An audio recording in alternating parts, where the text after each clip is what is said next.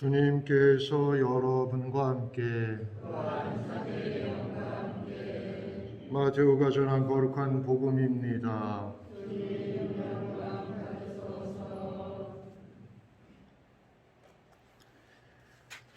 그때 예수님께서 길을 가시다가 마테오라는 사람이 세관에 앉아 있는 것을 보시고 말씀하셨다. 나를 따라라. 그러자 마테오는 일어나 그분을 따랐다. 예수님께서 집에서 식탁에 앉게 되셨는데 마침 많은 세리와 죄인도 와서 예수님과 그분의 제자들과 자리를 함께 하였다. 그것을 본 바리사이들이 그분의 제자들에게 말하였다. 당신네 스승은 어째서 세리와 죄인들과 함께 음식을 먹는 것이요? 예수님께서 이 말을 들으시고 그들에게 말씀하셨다. 튼튼한 이들에게는 의사가 필요하지 않으나 병든 이들에게는 필요하다. 너희는 가서 내가 바라는 것은 희생 제물이 아니라 자비다 하신 말씀이 무슨 뜻인지 배워라. 사실 나는 의인이 아니라 죄인을 부르러 왔다. 주님의 말씀입니다.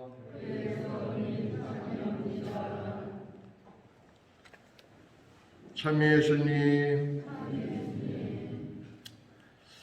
제가 이제 어제 미사하고 나서부터 이제 항상 제가 오늘 미사 끝나면 내일 할 거를 이렇게 미리 읽어보고 이제 이렇게 매일 미사는 하루하루 이렇게 준비를 해야 되는데 자꾸 이게 생각이 안 나는 거예요. 내가 읽었는데 감수가 내일 복음이 뭐지? 조금 이따 가서 또 읽고 또 내일 복음이 뭐지? 자꾸 이게 이렇게 잘 안 들어오더라고요. 그런데 사실 이 복음은 이렇게 우리는 이렇게 하나의 이렇게 이야기로 이렇게 이제 받아들이기는 합니다만은 아마도 이 마테오 복음사가가 이것을 이렇게 좀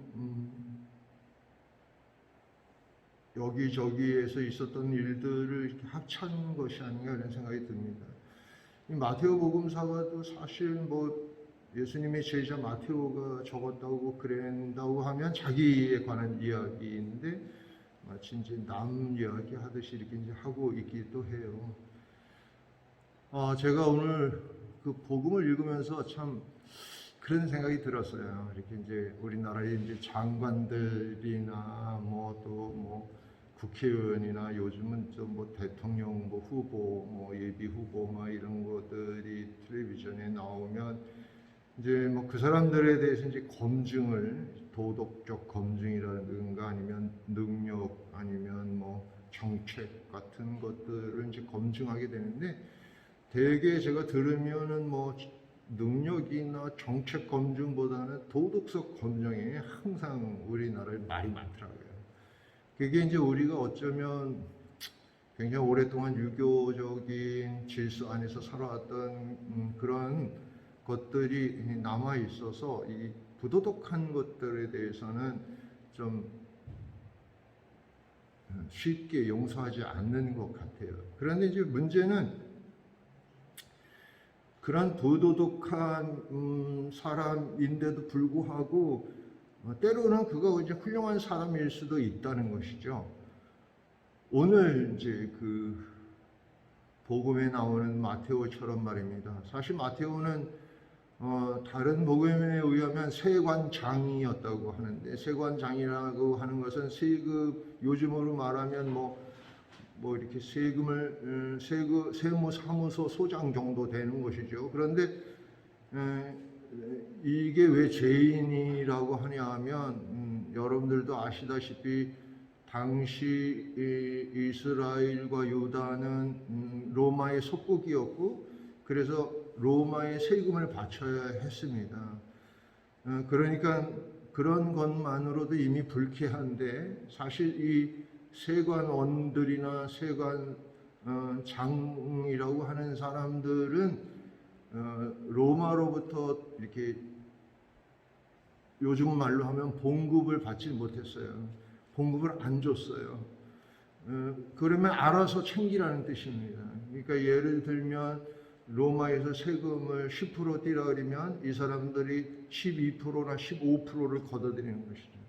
그래서 나머지들을 자기들이 착복하는 것입니다. 그래서 세관장이 된다는 것은 어떻게 보면 이스라엘 백성들이 볼 때는 매국노요, 그리고 아주 파렴치한 놈들이고 불로소득하는 그런 놈들인 것이죠. 그래서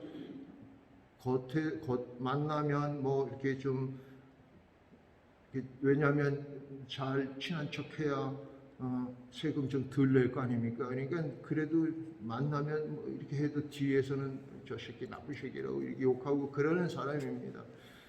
그런데 예수님께서 그를 나를 따라라. 그러니까 즉시 일어나서 따랐다, 그런 이야기예요. 이 마태오복음은 구체적으로 설명하지 않지만 다른 복음에 의하면 그 세관원은, 또 그 세관장은 자기가 가진 것의 절반을 뚝떼서 가난한 사람들에게 나눠주고 자기가 잘못한 게 있다면 7배를 갚겠다, 그런 얘기를 합니다. 이게 중요한 거거든요. 사실은 이제 아마 이 마테오도 자신의 재산들을 전부 다 이렇게 가난한 이들을 위해서 나눠주고 예수님을 따랐을 겁니다. 그러니까 그런 행위 자체, 다시 말해서 내가 회개했다는 것, 내가 도덕적으로 좀 불충분한, 미비한 또는 좀 안 좋은 그런 것이 있다고 한다면 그것을 기꺼이 회개할 수 있는, 그것을 기꺼이 원래의 상황으로 되돌려 놓을 수 있는 용기가 필요하고, 그것이 마테오를 예수님께서 제자로 삼고 그를 구원할 수 있는 이제 길이 된 거죠. 그런데 제가 그 뉴스 같은 걸 보면서 그런 후보자들, 수많은 후보자들을 보지만 진심으로 그런 어떤 소위 회개하는 또는 자신의 잘못을 뉘우치는 그런 사람을 본 적이 없어요. 예를 들자면 내가 부동산을 통해서 뭐 20-30억 원의 그런 이득을 취했다. 그러면 그것을 놓치기보다는 그냥 사퇴나 아니면 다른 방식을 취한다는 거죠. 저는 언제가 돼야 비로소 자신보다 나라를 더 걱정하고 또 우리 국민들을 위한 인물이 나올까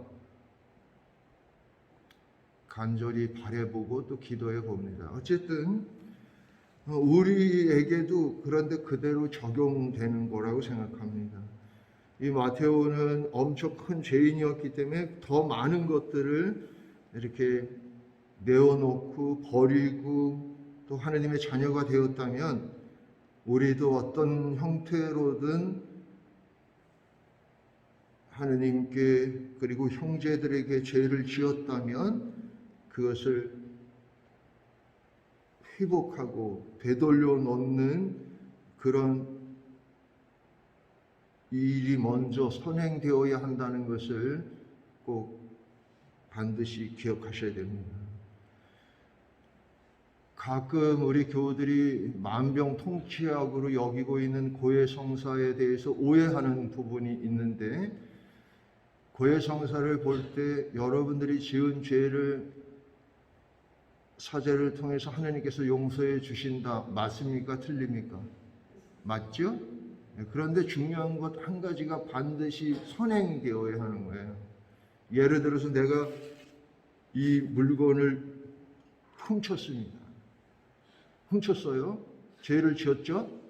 그러면 신부님한테 가서 저는 물건을 훔쳤습니다. 그러면 신부님이 뭐라 그래요?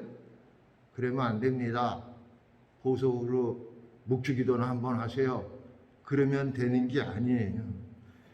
신부님은 당연히 이것을 돌려줄 것을 전제하고 이야기하는 거예요.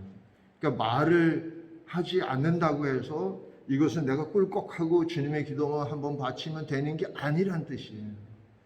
그러니까 내가 누구한테 고통을 줬다. 그러면 그냥 시부님한테 내가 누구를 힘들게 했습니다. 이것만으로는 안 된다는 거예요. 그에게 충분히 용서를 청하고 그것이 회복될 수 있는 그런 것들이 항상 먼저 선행되어야 한다는 것이죠. 지금은 그나마 이제 고해성사를 보는 일이 이렇게 좀 많은 사람들이 보지 않아서 충분한 시간을 가질 수 있지만 제가 젊었을 때만 해도 엄청나게 많은 사람들이 고해성사를 보니까 그런 세세한 것들을 다 이야기해 줄 수 없었어요. 그런데 분명한 것은 내가 예수님께 나아가는데 예수님과 화해하는데 필요한 것은 그것을 되돌려 놓는 거예요.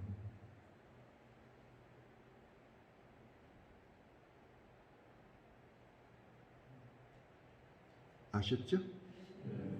막 뭔가 더 막 얘기하고 싶은데 더워가지고 이만 총총 끝?